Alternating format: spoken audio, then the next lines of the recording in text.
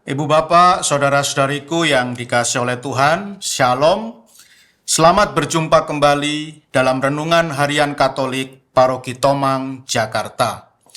Hari ini hari Minggu, tanggal 28 Mei tahun 2023. Tema renungan kita hari ini adalah butuh keheningan dan kesabaran. Ibu bapak, saudara-saudariku yang dikasihi oleh Tuhan, kalau kita mempelajari kitab suci, maka seringkali Roh Kudus itu dilambangkan dengan berbagai benda. Misalnya Roh Kudus dilambangkan seperti api. Ada juga Roh Kudus itu dilambangkan seperti air, sehingga Tuhan Yesus pernah mengajar tentang air hidup. Dan sering juga Roh Kudus ini dilambangkan seperti burung merpati. Maka sejak kecil ini menjadi pertanyaan bagi saya, mengapa Roh Kudus dilambangkan seperti burung merpati? Dan pertanyaan saya ini baru terjawab ketika saya masuk seminari atau masuk biara Karmel. Ketika itu di seminari ada kandang burung merpati yang cukup besar. Dan ada satu frater, teman satu angkatan dengan saya, yang ditugaskan untuk mengurusi atau merawat burung-burung merpati ini.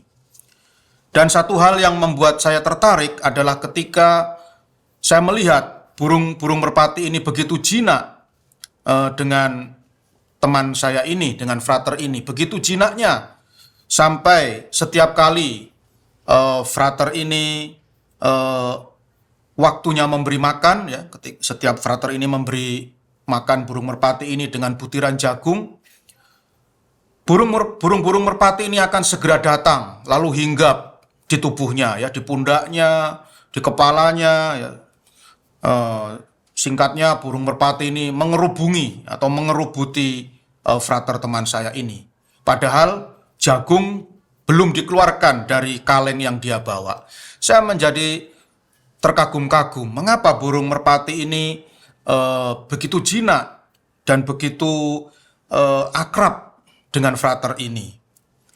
Kemudian saya bertanya kepada dia, apa rahasianya? Kok burung merpati ini bisa begitu akrab, ya, bisa begitu menurut, ya, bisa begitu nurut dengan kamu? Lalu frater teman saya ini pun mengajarkan suatu ilmu baru kepada saya, ya.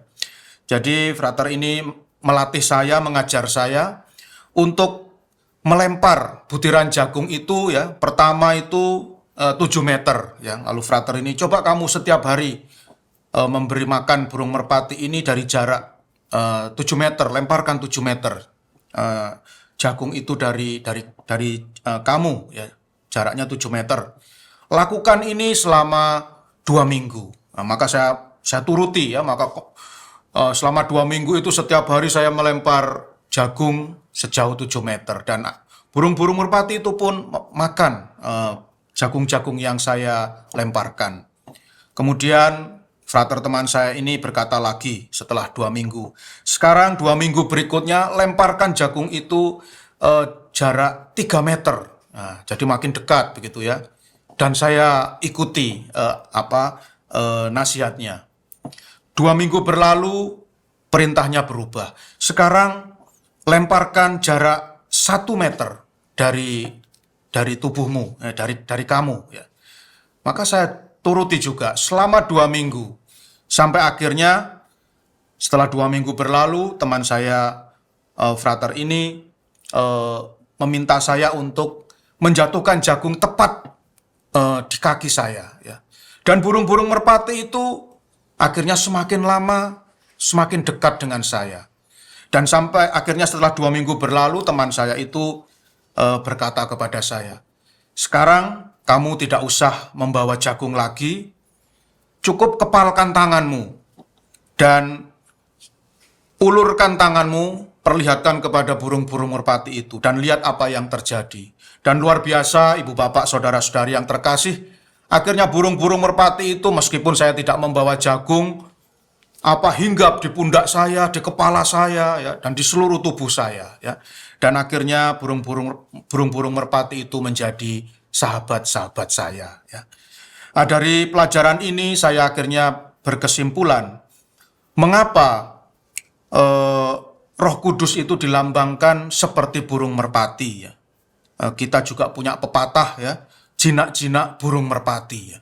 Jadi rupanya burung merpati ini seperti juga Roh Kudus itu untuk mendekatinya tidak mudah, ya. Untuk mendekatinya itu tidak mudah, tidak gampang, ya. Butuh perjuangan. Dan perjuangan kita itu adalah keheningan dan kesabaran, ya.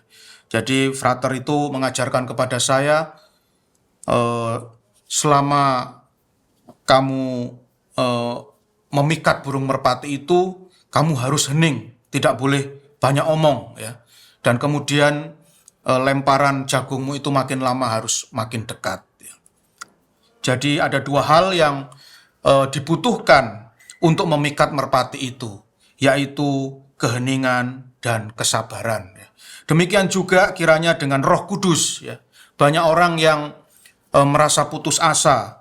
Romo, mengapa saya sudah sering berdoa memohon karunia Roh Kudus, memohon Roh Kudus datang kepada saya, tetapi kok rasanya tidak datang-datang juga, ya, dan karunia-karunia itu tidak juga saya terima.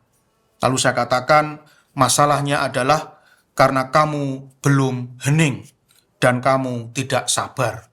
Coba kalau kamu mau menciptakan keheningan dan mau menciptakan kesabaran, maka Roh Kudus pasti akan datang di dalam hidupmu. Ibu bapak, saudara-saudariku yang dikasihi oleh Tuhan, hari ini kita merayakan Hari Raya Pentakosta. Kita semua tentu merindukan kehadiran Roh Kudus di dalam hati dan pikiran kita, agar hidup kita senantiasa terarah pada kebenaran. Oleh karena itu, mari kita sediakan banyak waktu untuk hening seorang diri, dan nantikanlah kedatangan Roh Kudus dengan sikap sabar. Dan saya yakin Roh Kudus pasti akan datang pada saat yang tepat ketika kita sungguh-sungguh menyiapkan diri untuk kedatangannya. Tuhan memberkati.